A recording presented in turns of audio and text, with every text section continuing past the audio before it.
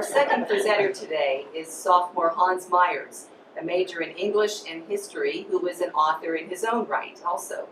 He published The Apotheosis of Abraham Lincoln, or The Day Lincoln Died.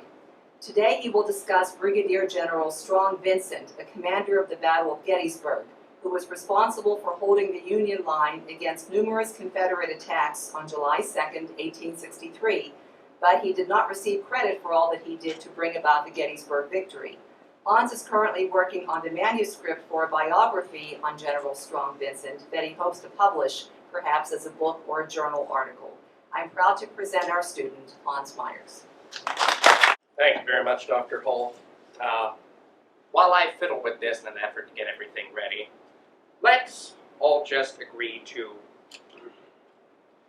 take a few moments of our time before I fully start this and remember the 600,000 men who died in the American Civil War that ended 150 years and about 1 hour ago. Wow. Yes, happy anniversary.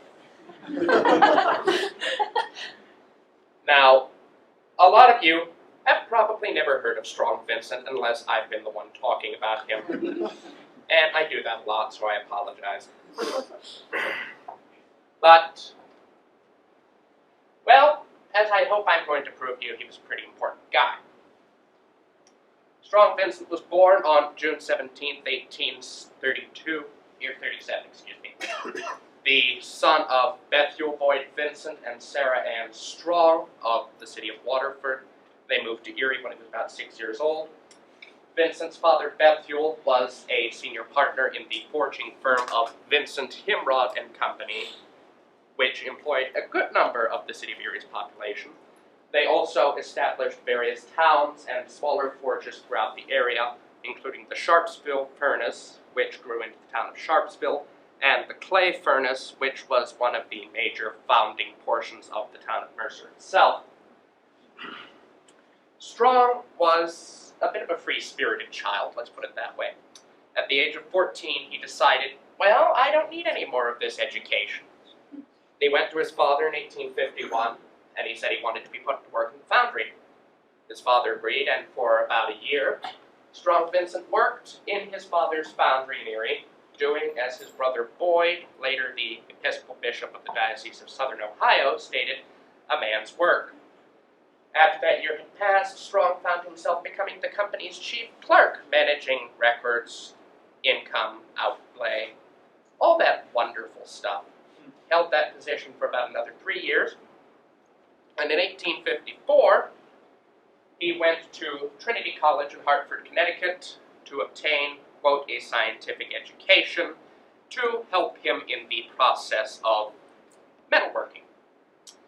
While he was there, he met Elizabeth Carter, who would become his wife, and shortly thereafter he got himself expelled from Trinity College because a fellow student questioned the honor of Lizzie Carter, and Strong Vincent responded to that by knocking his teeth out. Bethuel sent his son to Harvard University, where, as so many students do, Strong changed his major. No longer studying the sciences, Strong Vincent was now a law student. One of his classmates at Harvard, William W. Swan, who would also serve in the Civil War, would remember him as a striking figure, one who everyone from sophomore to senior who met him wished to know. The president of Harvard at the time, Thomas W. Lane, recalled him as, quote, the manliest man I have ever saw. Vincent wasn't exactly a wonderful student. He would graduate 52nd out of 91 students in Harvard's class of 1859. And Colonel Swan tells us Vincent led his class in only 2 things: demerits for absence from prayers and smoking in the yard. He returned to Erie in 1860, where he became a leading figure in the local Republican Party, helping to organize for the election of Abraham Lincoln in 1860. He became a law practitioner, a lawyer, with W.S. Lane, William S. Lane, one of the most prominent lawyers in the Erie region. And when the Confederate troops fired upon Fort Sumter on April 14, 1861, Vincent was one of the first men in Erie County to enlist following President Lincoln's proclamation calling for 75,000 volunteers to, quote, put down the rebellion in the Cotton States. Wonderful way to phrase that. The 1,200 men of the so-called Erie Regiment elected Vincent to be their regimental adjutant almost unanimously. A few days later, he telegrammed Lizzie Carter, who was still in Connecticut, where she was working as a teacher at Sarah Porter's Farmington School for Young Ladies, and asked her to marry him. She agreed. They were married in Newark, New Jersey. He moved in with his parents, and everything continued from there. When the 3-month enlistment of the Erie Regiment expired in early August of 1861, they all re-signed for 3 years. All of them, all 1,200 men, re-signed 3-year papers as the 83rd Pennsylvania Volunteer Infantry Regiment. Vincent was then elected their lieutenant colonel, second in command of the regiment. And a short time later, they became a part of the new Army of the Potomac under Major General George Brinton McClellan. McClellan was not a very good commander, but he was good at one thing, and that was drill. His army was very well drilled, and McClellan professed the 83rd Pennsylvania to be perhaps the best drilled regiment in the whole army. They quickly became one of his favorites. During the Peninsular Campaign in the spring of 1862, they participated in the 7 Days battles outside of Richmond, where their commander, Colonel John W. McLean, was fatally wounded at the Battle of Gaines Mills. Vincent took over command of the regiment, despite suffering heavily at the time from typhoid fever. He led the regiment in its retreat back up the peninsula, then promptly fell off his horse and got sent home to recover from his illness. He would return just in time for the Battle of Fredericksburg in December of 1862, where the 83rd was part of the 7th and last of the great Union assaults on Marye's Heights, where entrenched Confederate soldiers had wonderful fields of fire to shoot at the Union soldiers. And they were pinned down there through the night by enemy fire.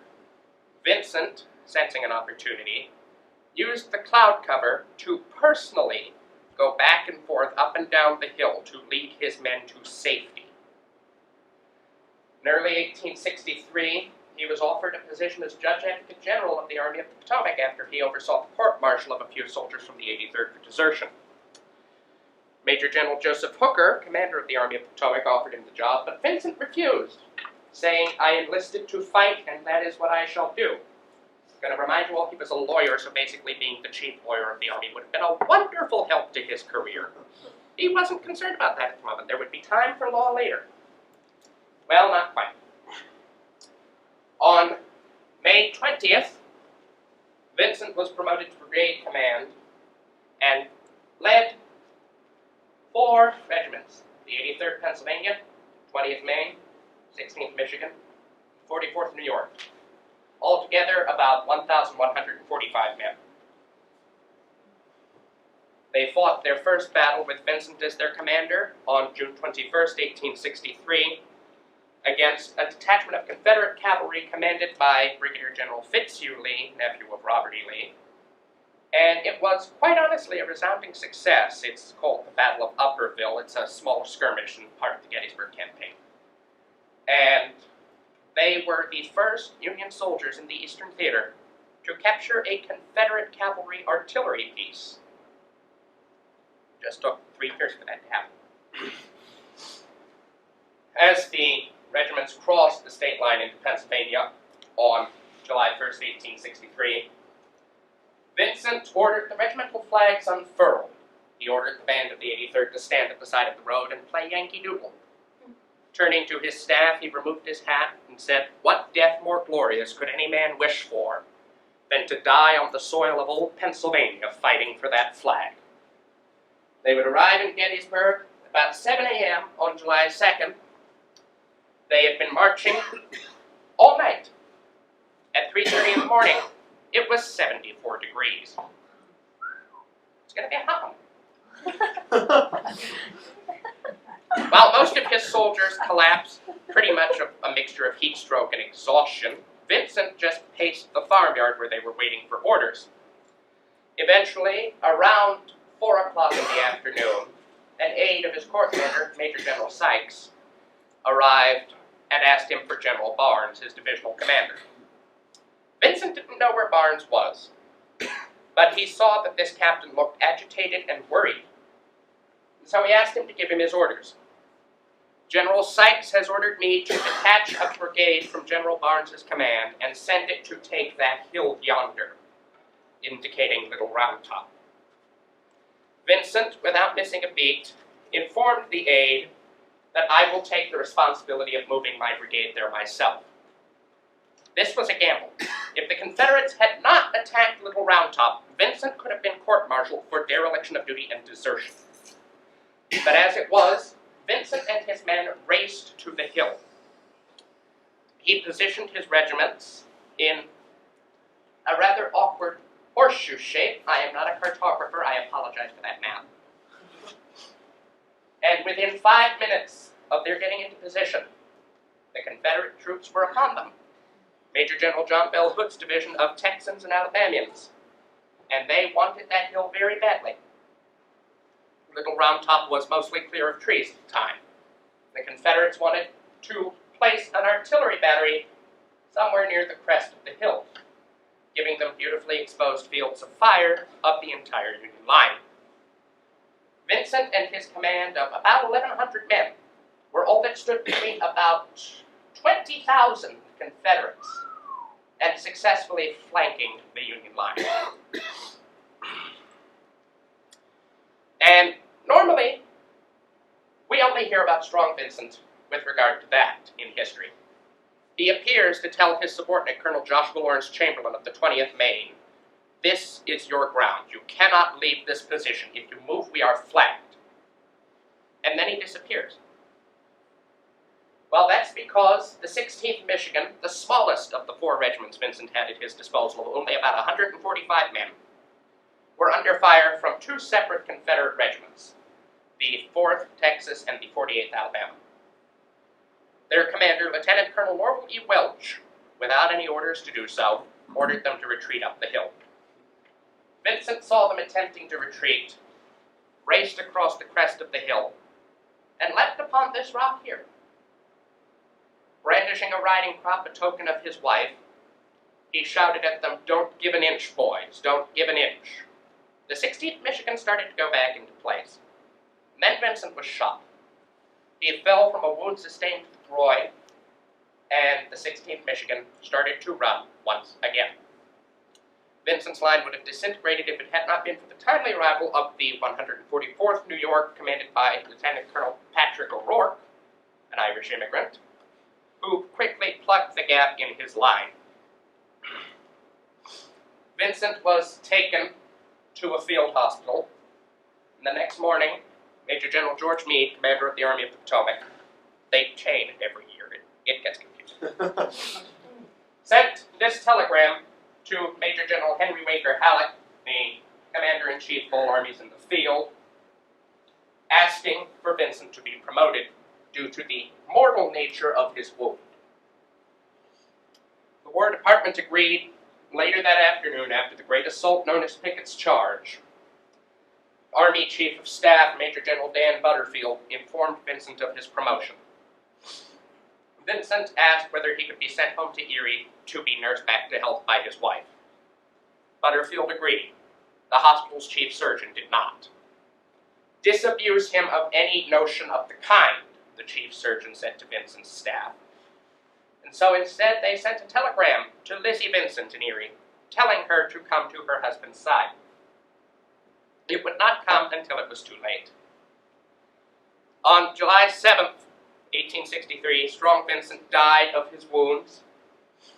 His body was shipped home to Erie the next day, and a few hours after it had been shipped home, his father, Bethuel Vincent, arrived in Gettysburg, having heard his son had been wounded. Instead of turning right around and following his son's body home, Bethuel Vincent stayed in Gettysburg. He had locals take him to where the fallen of the 83rd Pennsylvania had been buried. At his own expense, he paid for their bodies to be exhumed, embalmed, put in fresh coffins and shipped home to their families. Bethuel Vincent missed his son's funeral. But now that I've told you a little bit about Strong Vincent, we have to ask, but who is the one who gets the sobriquet the Lion of Round Top? Who is the man who has gotten the glory? Colonel Joshua Lawrence Chamberlain was the only regimental commander from Vincent's brigade to survive the war. He received the Congressional Medal of Honor for his actions on July 2nd. Vincent's only legacies, however, are a high school in Erie named for him. And you can go to this high school and you can ask people at this high school who was Strong Vincent, and they won't know. His grave sits relatively abandoned in Erie Cemetery atop a small, rather shady hill. Until 1997, there was no statue of Vincent in Erie. And his only memorial at Gettysburg is not even technically of him. It's the Regimental Monument of the 83rd. The Pennsylvania State Monument Commission refused the request to permit officers' likenesses on its state's monuments. So that's just a statue of a generic officer who just happens to look like Strong Vincent. And if you're wondering how I know all this, since about June of 2003, I've been working on a manuscript. And it's very difficult because the man is so unknown. It's not Grant, it's not Sherman, it's not Lee. Records have been lost, misplaced, misfiled, what have you. It's very difficult. I've got about 200 pages so far. I'm currently trying to run down any copies of his papers I can find. And generally, when it's done, you'll hear about it.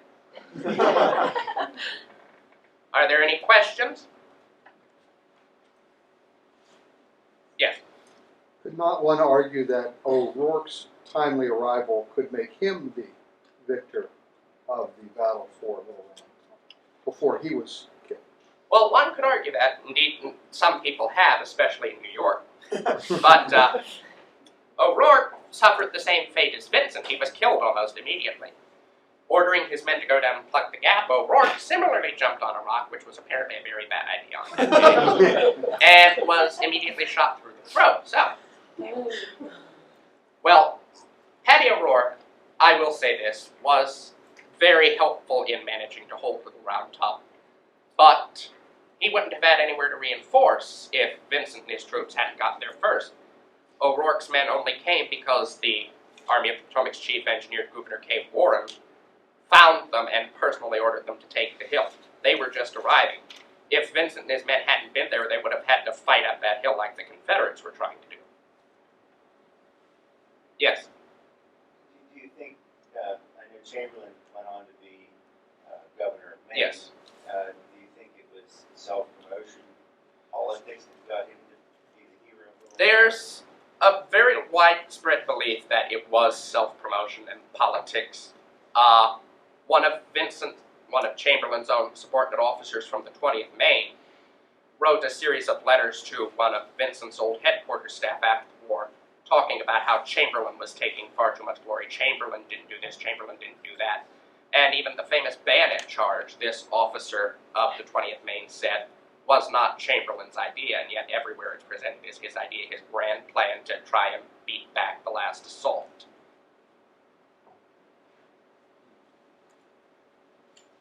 Yes? You clearly have a passion for this particular topic, and I'm assuming for history in general. Yes. As someone who doesn't, I guess what I would ask is, why do we care? Why should any of us care about a bunch of old white men dying on a hill? And that's a clearly ignorant question. But